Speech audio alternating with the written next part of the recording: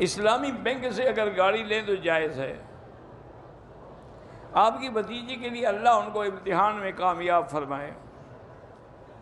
اگر آپ کو قطرے آتے ہیں تو ہر نماز کے لیے نیا وضو کریں۔ 2 سال ہوئے اولاد نہیں، اللہ آپ کو صاحب اولاد کرے، اور جو دعا ہے قرآن میں وہی مانگا کریں، رب لا تذرنی فردا وانت خیر الوارثین۔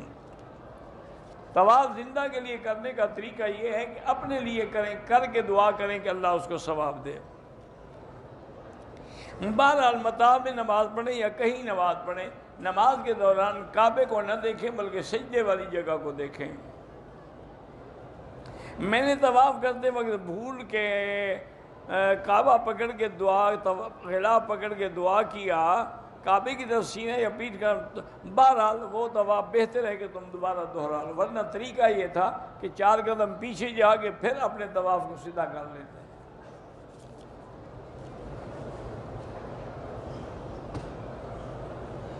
ہمیں ٹور والے جو ہیں وہ جو مرغیاں وغیرہ کھلاتے ہیں وہ باہر کی آتی ہیں، باہر کی مرغیوں کا کوئی اعتبار نہیں، کیونکہ وہ کافر ملک ہیں، وہ کون سے ہمارے لیے آدمی رکھے ہوئے ہیں کہ ذبح کریں گے اسلامی طریقے سے۔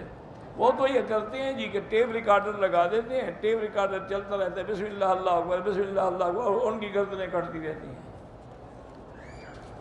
وہ نہ کھایا کریں، بہتر ہے۔ بہرحال عمرہ کریں جائز ہے، طواف کریں جائز ہے۔ آدمی کرسی پہ بیٹھ کے قرآن پڑھتے ہیں، کوئی حرج نہیں، اس کو کمر میں تکلیف ہوگی بیچارے کو۔